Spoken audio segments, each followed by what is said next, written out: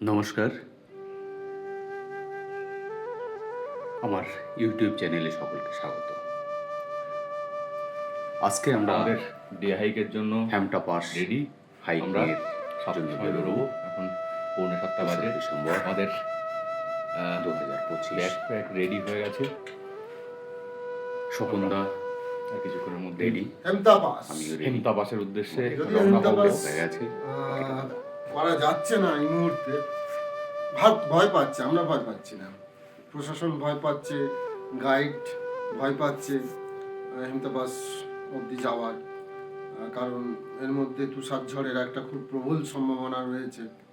আমরা এই অ্যাডভেঞ্চারটার জন্যই এখানে এসেছিলাম, কিন্তু সাপোর্ট পেলাম না কারণ, সেই জন্য যতটা সম্ভব যাওয়া যায় সেই চেষ্টাতেই আজকে যাচ্ছি। এটা গাইডকে আমরা নিয়েছি। মানালি থেকে সকাল 7টায় আমাদের স্টার্ট করেছে। উদ্দেশ্য যাওয়ারা নামে একটা পয়েন্ট, সেখান থেকে আমাদের হাইকিং শুরু হবে। সঙ্গী গাইড, আমরা গাড়িতে করে যেতে যেতে মানালির অপরূপ প্রাকৃতিক সৌন্দর্য দেখতে দেখতে এগিয়ে চলেছি একটা পাস হাইকিংয়ের স্টার্টিং পয়েন্ট জেবরা থেকে। নিচে মানালি শহর, কুলু শহর দেখা যাচ্ছে। নদীর পাশ বরাবর আমরা এগিয়ে চলেছি। মাঝে একটু ফ্রেশ হওয়ার জন্য গাড়ি থেকে নেমেছি। এই আমাদের বাহন আজকের। ये आप बिल्कुल नीचे देख सकते हो, ये मनाली সারাদিন है भाई। আমাদের इस वाली জন্য पहाड़ी অপেক্ষা में जो করবে। है धूप खिल चुकी है और इस वाली पहाड़ी पे अभी বিকালে धूप আমরা खिली नहीं ফিরে है এলে भाई। आज मैं आप लोगों को গাড়ি लेके जाने वाला हूँ हेमता पास और दिखाता हूँ আমাদের आप लोगों को মানালি बर्फ मिलेगी या नहीं मिलेगी, तो नेक्स्ट दिन में आप लोगों को बताने वाला हूँ। शाम तक की ये रील आने वाली है। तो भाई আমরা নিচের শহরটাকে দেখতে পাচ্ছি পাহাড়ের উপর থেকে। ছবির মতো পাহাড়ের সৌন্দর্য দেখতে দেখতে এগিয়ে চলেছি। আপনাদের প্রত্যাশা ছিল আর 5 জন যেমন ভাবে ডিসেম্বর মানালি মানে একদম বরফে ছেয়ে থাকবে, তার মধ্যে দিয়ে আমরা ট্রেকিং বা হাইকিং করছি। তো বাস্তব তো আর সেটা নয়। আসলে এখানে একটু আমাদের ভাবনা চিন্তারও ঘাটতি ছিল। বরফ পড়তে গেলে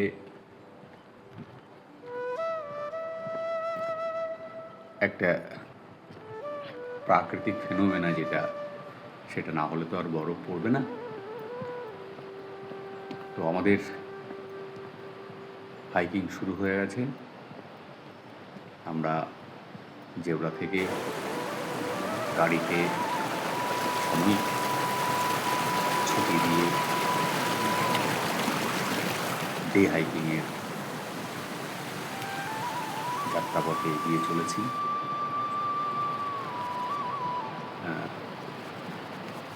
কি অপূর্ব সুন্দর নির্মল আকাশ, দূষণহীন পরিবেশ, অসাধারণ। তো এগুলো স্নোফলস এরিয়া। আমাদের হাইকিংয়ের রাস্তাতে এরকম অ্যারো দেওয়া আছে। তো এই অ্যারো অনুসরণ করে আমরা হাইকিং বা ট্রেকিং করতেই পারতাম,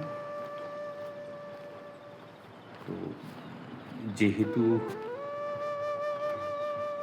সময়টা একটু অন্যরকম, আর হ্যামটাতে ট্রেকিং বা হাইকিং করার অভিজ্ঞতা দুজনের এর আগে নেই, তো ফলে আর রিস্ক নিইনি। আমরা গাইডকেই অনুসরণ করছি। গাইডের জন্য আমাদের অতিরিক্ত 2000 টাকা খরচ হয়েছে, কিন্তু সেটা তো কিছু করার নেই। চলেছি। অবশ্য শুরুতেই একটা ছোট্ট বিপত্তি হয়েছিল। দাদা স্বপন দা, তো বিপত্তিটা হলো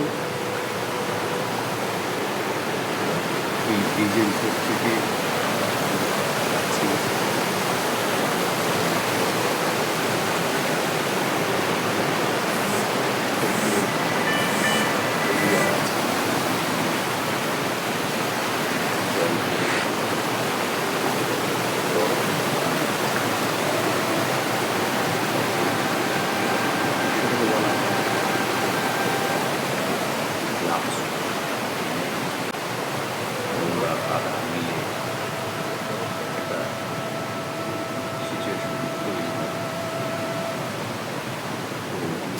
নিচটা একটু জল জল থাকে, পা দিয়ে আমি স্লিপ করি, শুরু থেকে সত্যি একটু লাগে, তো ব্যাপার না।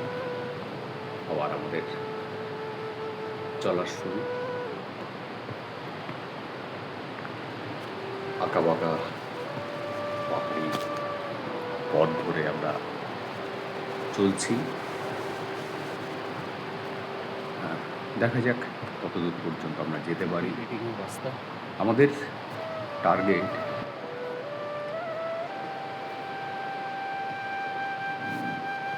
সাধারণত পর্যটকেরা দ্বিতীয় দিন পর্যন্ত, প্রথম দিন গিয়ে যেখানে রেস্ট নেয়, তারপর দ্বিতীয় দিন পর্যন্ত যেখানে যায় সেই পয়েন্ট পর্যন্ত আমাদের সামিট, এরকম একটা টার্গেট নিয়ে আমরা এগিয়ে চলেছি। তো আমরা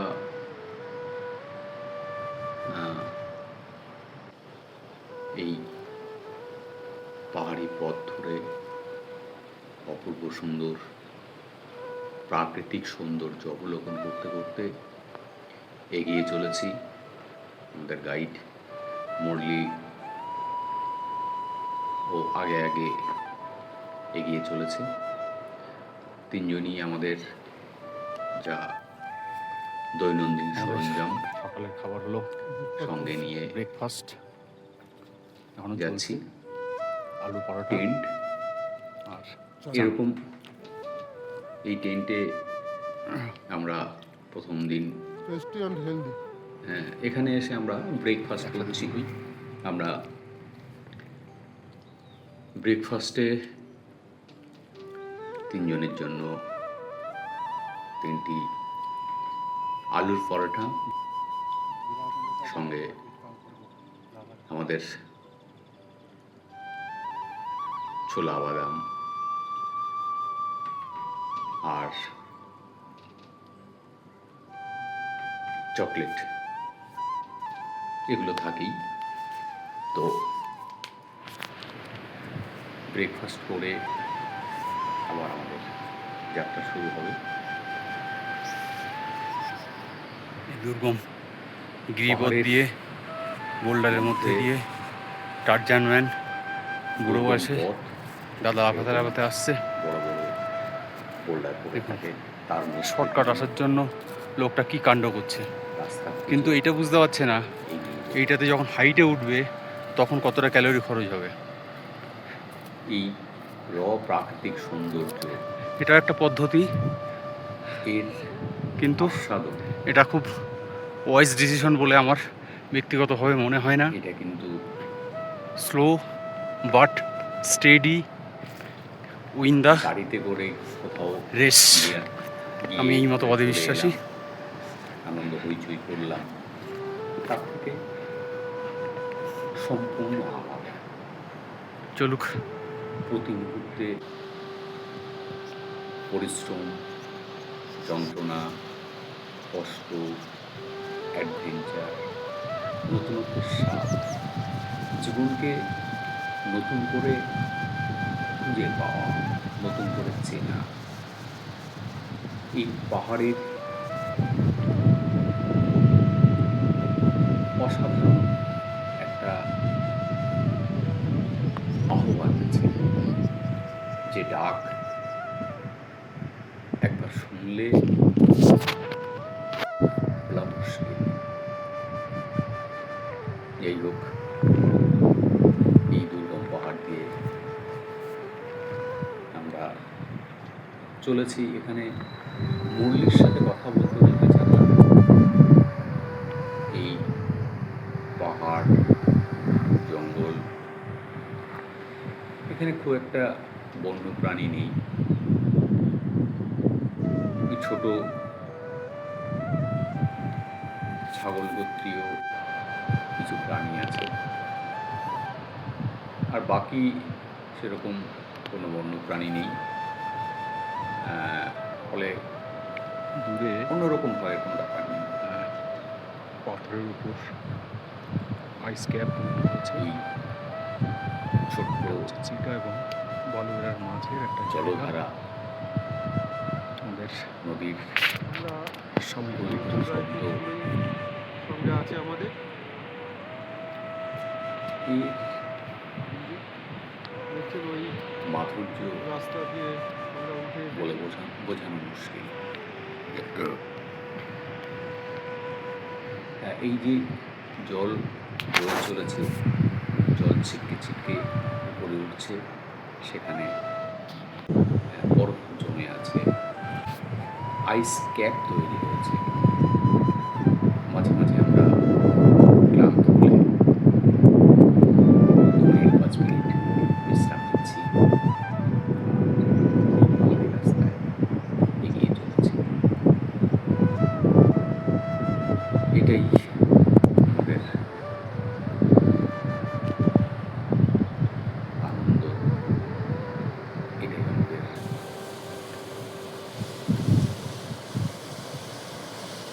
যাত্রাপথের বিরল। যাই হোক, আমরা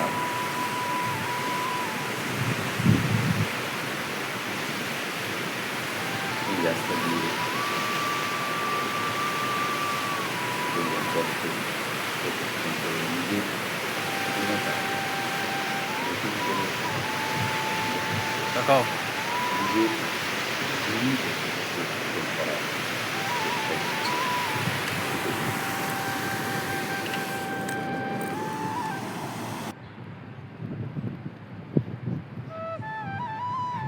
এই দেখতে পাচ্ছেন দাদা আসছে সৌন্দর্য দূরে পাহাড়ের গায়ে বরফ জমে আছে। ক্যামেরায় বন্দি করা রাস্তা পরিষ্কার, পাহাড়ে পাহাড়ে বরফ জমে আছে।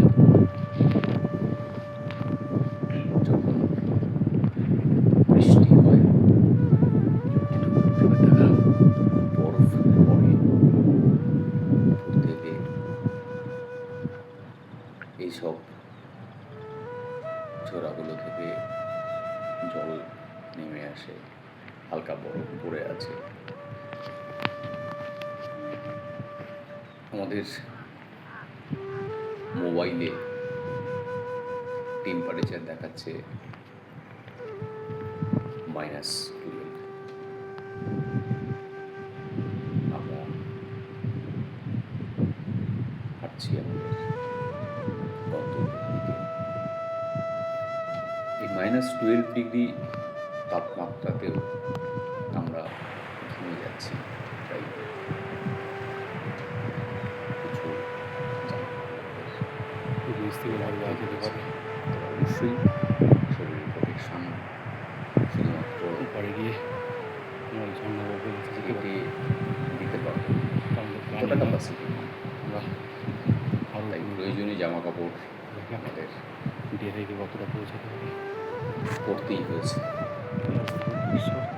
বড় মাছ কি আমরা এটা এই পয়সা দিয়ে আক্ষরিক যন্ত্রণা অর্থেই কেনার সার্থক হবে। পয়সা দিয়েই এই যন্ত্রণাটা কিনছি। এই যন্ত্রণার যে মাধুর্য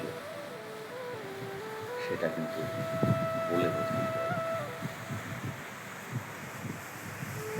এই যাত্রাপথের প্রতিটা মুহূর্ত উপভোগ করছি। কি অপূর্ব নয়নাভিরাম দৃশ্য। এর কাছ থেকে দেখা, কাছ থেকে স্বাদ গ্রহণ করা, এটা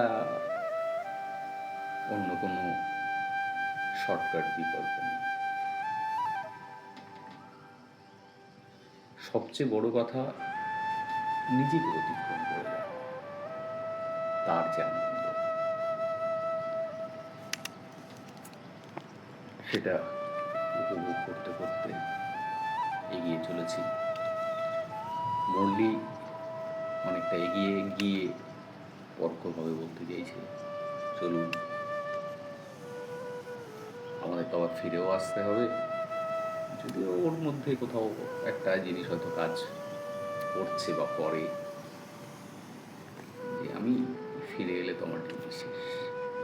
যাই হোক, আমরা মুরলিকে অনুসরণ করে এগিয়ে চলেছি। গাইডকে তো তার পরামর্শ, তার নির্দেশ তো আমাদের মানতেই হবে। চলছি।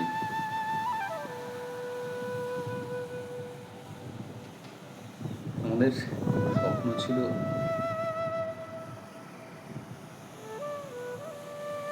এমটা পাস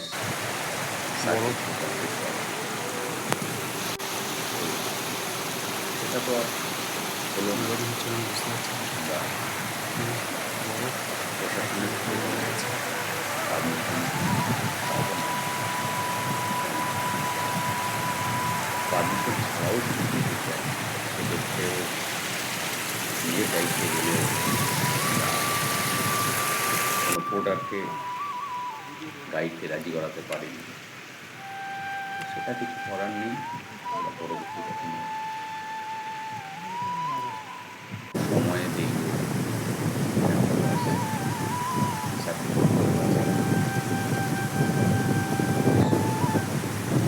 উপভোগ্য যাত্রা করবে। এই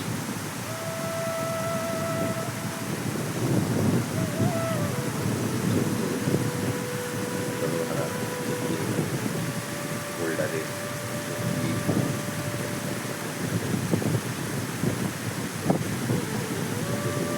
মুখ দেখাও।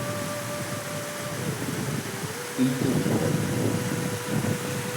আমরা দুজনই পান করব। একদম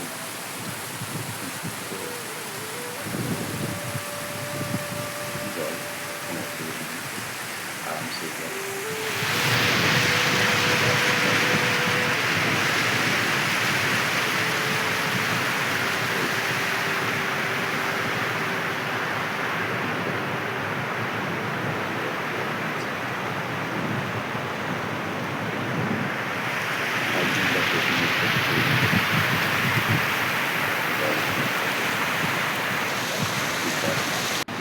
ডে হাইক খুব বেশি দূরে যাওয়া যাবে না, এখন 1টা বাজতে চললো।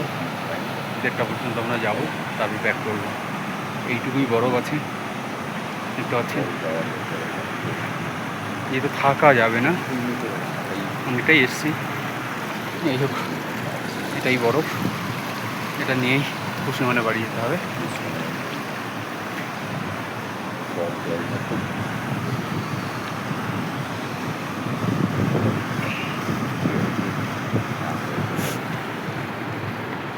এটা পুরোটাই বরফে ঢাকা ছিল, পাচ্ছি এটা হয়ে যাচ্ছে নিচে নদীতে বরফ দেখা যাচ্ছে।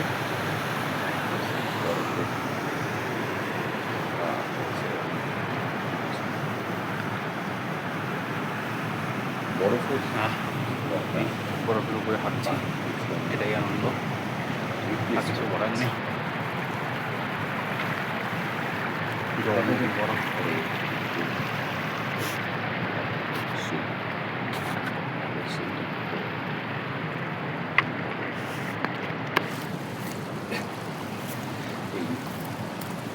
বরফ শক্ত না, এগুলো দিচ্ছি কারণ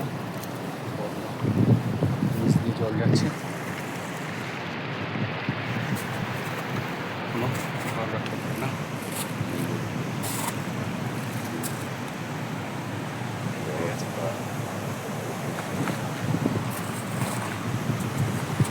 কেটে চলেছি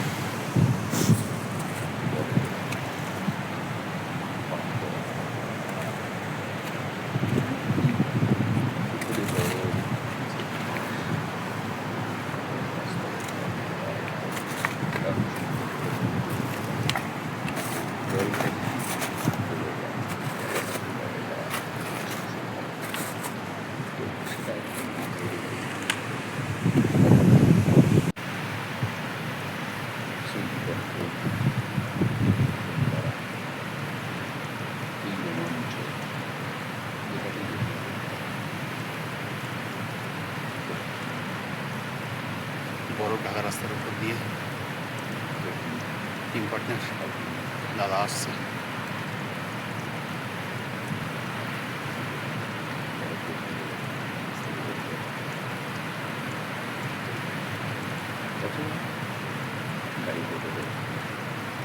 অনেক পয়েন্ট আছে। বরফের উপর দিয়ে নামো, ওর উপরে নামো।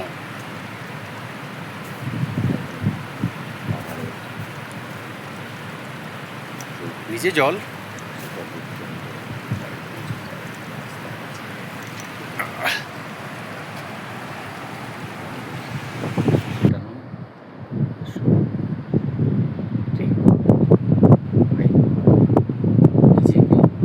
ये इंद्र किला जो যে কেল্লাটা দেখা যাচ্ছে চলতে চলতে বরফের উপরে মনে করা হয় দেবরাজ ইন্দ্র ওখানেই থাকেন। কেলার সামিট পয়েন্ট নিচ থেকে বরাবর গেলে আমাদের হামটাবার সার্কিট ট্রেকিংয়ের ওই পাশে লেগে হচ্ছে। আর সামনে যে ছোট ঝর্ণা টাইপের দেখা যাচ্ছে এই সঙ্গম, এই পুরো নদীর সঙ্গম যেটা, সেখানে কেল্লাটা খুব দারুণ দেখা যাচ্ছে এই মুহূর্তে। এখানে প্রতিষ্ঠা, এই জায়গাটার নাম হচ্ছে বালুকালী। মনে হচ্ছে সত্যি সত্যি ওখানে একটা কেল্লা তৈরি করা আছে, বরফের উপরে ঘেরা কেল্লা। ওটা ন্যাচারালি আছে এবং ওটা বলা হয় দেবরাজ ইন্দ্রের আবাসস্থল। একদম একটা কিল্লা যেমন হয় কপাল খারাপ। সেরকম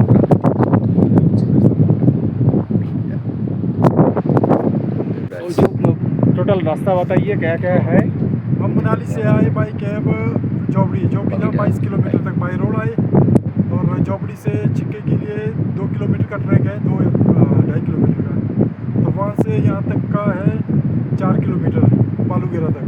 हम थोड़े पे 1 किलोमीटर पीछे है, तो वहाँ पे 3 किलोमीटर का ही ट्रैक ये है ये सर्किट ट्रेक का पीक। इससे हाइट ज़्यादा नहीं होगा। हाँ नहीं होगा, फिर आगे ज़्यादा है।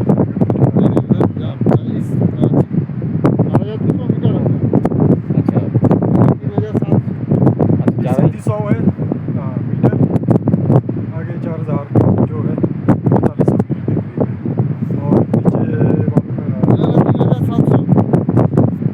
और नीचे थोड़ा कम है ना, तो थोड़ा आगे पीछे लेके 100 मीटर का फर्क है, 100 किलोमीटर में 100 हाइट में जाएगा आपका।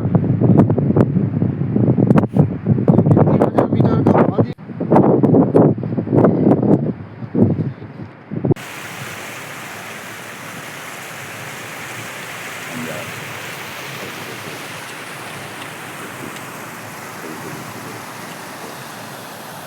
স্বামী এই নদী পার হয়ে যেতে হবে। এটা সাঁকো বা ব্রিজ এরকম বা যাই বলুন, এটার উপর ভরসা করেই পার হতে হবে। পড়ে গেলে বরফের জলে ভাপাস। তার পরিণতি বুঝতেই পারছেন। ফলে সেই সাবধানতা, সেই এফিসিয়েন্সি, সেই মনোবল নিয়েই ট্রেকিংয়ে আসতে হবে হামটা পাশে। এফিসিয়েন্সি মুখটা দেখাও, মুখটা দেখাও। হ্যাঁ, সেটা কাছে চলো চলো।